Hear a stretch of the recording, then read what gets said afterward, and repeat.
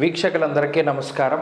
August నెలల్లో ధనురాశి వారికి ఏ విధమైనటువంటి ఫలితాలు కలగబోతూ ఉన్నాయో ఈ కార్యక్రమం ద్వారా తెలుసుకుందాం. ముఖ్యంగా ధనురాశి వారికి ఉండేటువంటి గ్రహస్థితిని కనుక పరిశీలనం చేస్తే ఈ రాశి వారికి తృతీయ స్థానమందు వక్రించిన శనేశ్వరుడు, అర్ధాష్టమ రాహువు, షష్ఠ గురుడు, షష్ఠ స్థానమందు కుజుడు, అష్టమ స్థానమందు రవి బుధుల యొక్క సంచారం. ఇక్కడ అష్టమ రవి యొక్క దోషము 16వ తారీఖు వరకు, ఆగస్టు 16 వరకు ఉంటే ఆ తదుపరి భాగ్యరవి యొక్క స్థితి. అలాగే ఈ రాశికి దశమ కేంద్రమందు శుక్ర కేతువుల యొక్క సంచారం. ఇందులో ప్రధానంగా ఈ మాసం అంతా కూడా ఏదైనా ఒక గ్రహం మనల్ని కాపాడుతోంది, ధనురాశి వారిని కాపాడుతోంది అంటే అది ఒక కుజుడు మాత్రమే.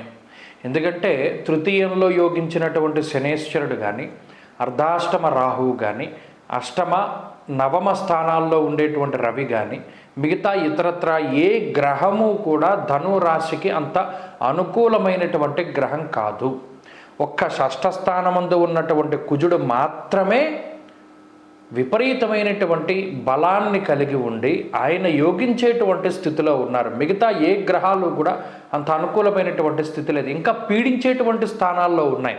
షష్ఠ గురుడు, అర్ధాష్టమ రాహువు, తృతీయమందు వక్రించిన శని, అష్టమ రవి, ఇలా చెప్పుకుంటూ పోతే 4-5 గ్రహాలు ప్రత్యేకించి పీడిస్తూ ఉన్నాయి.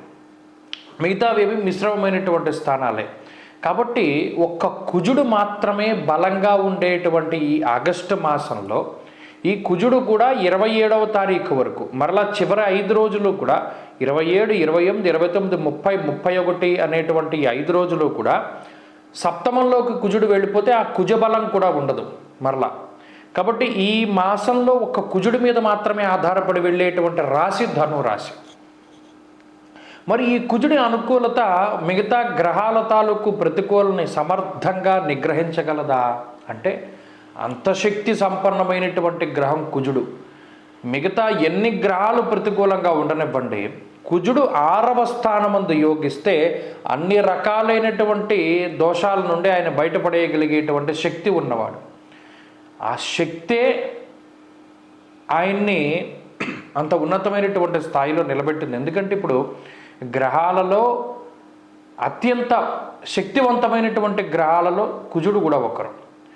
ఎందుకంటే ఇంత ఇది అంటే ఇక్కడ అర్ధాష్టమ రాహు పీడించేటువంటి స్థానం, అష్టమ రవి, ఈ 2 గ్రహాల వల్ల అటు ఆరోగ్య సమస్యల దగ్గర నుండి, కుటుంబపరమైన సమస్యల దగ్గర నుండి, రకరకాలైనటువంటి ఇబ్బందులు అన్నిటి నుండి మరలా కుజుడు బయటికి తీసుకొస్తాడు. కుజుడు షష్ఠ స్థానంలో ఉండడం వల్ల వస్త్రలాభో, ధాన్యలాభ, ధనలాభ, యశస్తథ అన్నారు. అటు రోగబాధల నుండి, రుణబాధల నుండి, శత్రుబాధల నుండి ఒక్క ఉదుటిన ఆయన బయటికి తీసుకురాగలుగుతాడు.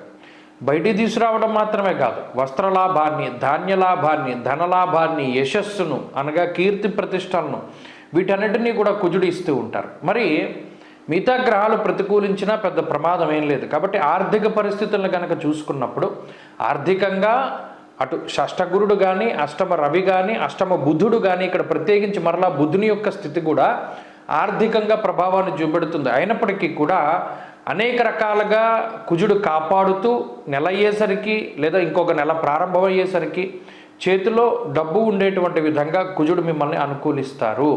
ఎక్కడికక్కడ మీకు వచ్చేటువంటి చెడు ఆలోచనలను నిలువరిస్తూ మంచికి ప్రోత్సాహాన్ని అందిస్తూ కుజుడు ముందుకు తీసుకెళ్తూ ఉంటారు. అలాగే అటు కుటుంబ పరిస్థితుల్లో కానీ, ఆరోగ్య పరిస్థితుల్లో కానీ సర్వత్రా ఈ మాసమంతా కూడా కుజుడే మీకు నిజమైనటువంటి యోగాన్ని ఇచ్చేటువంటి గ్రహం. ఆ ఒక్క బలం మనం ఆ బలం మీద ఆధారపడి వెళ్ళిపోతున్నాం. మరి మిగతా గ్రహాలు ప్రతికూలతలు ఉంటాయి కదండి, ఉంటాయి, వాటిని అనుభవించవలసి వస్తుంది. వాటిని మనం దృష్టిలో పెట్టుకోవాలి. ఇందాక చెప్పుకున్నట్టు అర్ధాష్టమ రాహు, అష్టమ రవి, అష్టమ బుధుడు ఆరోగ్యం, ఆర్థిక పరిస్థితులు, వీటి మీద కొంత వ్యతిరేకమైనటువంటి ఫలితాలను చూపెడుతూ ఉంటారు. కాబట్టి వాటి పరంగా కొంత జాగ్రత్తలు తీసుకోవాలి. అలాగే ఉద్యోగ మార్పు కోసం మీరు ప్రత్యేకించి ప్రయత్నం చేస్తూ ఉంటే అది మానుకోవడం మంచిది. లేదు ఇంకొక ఉద్యోగం దొరికి అప్పుడు ఈ ఉద్యోగం కోసం మార్పు మీరు ప్రయత్నం చేస్తే అది మాత్రం కొంత పర్వాలేదు. కానీ చేతిలో ఉండేటువంటి పనిని మాత్రం వదులుకొని వేరే దానికోసం మీరు వెతుక్కోకండి. చేతిలో పనిని పెట్టుకుని మీరు వేరే దానికోసం వెతుకులాటకి వెళ్ళండి, అది మంచిది. అలాగే విద్యార్థిని విద్యార్థులకి మాత్రం ఈ గ్రహస్థితి కొంత మిశ్రమంగా ఉంటుంది. కొంత జాగ్రత్తలు తీసుకోవాలి. అయితే పోటీ పరీక్షలలో కుజుడు కారకత్వాన్ని వహిస్తూ మంచి ఫలితాలను సాధించడానికి, ప్రత్యేకించి వైద్య విద్య కోసం ఎవరైతే కొంత కష్టపడుతూ ఉన్నారో, పరీక్షలు రాస్తూ ఉన్నారో వారికి మంచి సత్ఫలితాలు లభించడానికి అవకాశం ఉంటుంది.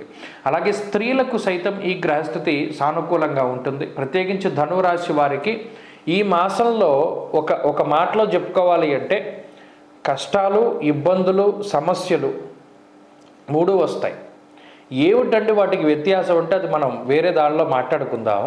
ఇక్కడ ఆర్థికపరమైనటువంటి ఇబ్బందులు, ఆరోగ్య సమస్యలు, కుటుంబానికి సంబంధించినవి కష్టాలు, ఇలా 3 ఇబ్బంది పెడతాయి. ఒక్కొక్క దాని నుండి కుజుడే మిమ్మల్ని బయటపడేస్తారు. కాబట్టి ఈ మాసంలో అన్నీ వస్తాయి, దాటగలుగుతారు, వస్తాయి, దాటగలుగుతారు, వస్తాయి, దాటగలుగుతారు. కాబట్టి ఇక్కడ ఇబ్బంది వచ్చినప్పుడు మీరు భయపడాల్సిన పని లేదు. ఇది మనం చెప్పదగినటువంటిది. ఈ పూర్తిగా మనం మాట్లాడిందంతా ఒక్క విషయంలో చెప్పుకోవాలంటే, కష్టం వచ్చినప్పుడు బాధపడకండి, దాని సొల్యూషన్ కూడా ఇదే నెలలో వచ్చినటువంటి వెంటనే మీకు కనబడుతుంది. కష్టం వచ్చిన తర్వాత వెంటనే కొద్ది రోజులకి ప్రతిఫలం, అది దానికి సంబంధించినటువంటి సొల్యూషన్ మీకు ఖచ్చితంగా వస్తుంది. ఈ మాసంలో మరింత బలాన్ని మీరు పెంచుకోవాలి అంటే, ఒకటి కుజబలాన్ని పెంచుకోవాలి, రవి దోషాన్ని తగ్గించుకోవాలి. కాబట్టి ఆదిత్య హృదయ స్తోత్ర పారాయణ చేస్తూ సుబ్రహ్మణ్యారాధన చేయడం చెప్పదగినటువంటి సూచన. స్వస్తి.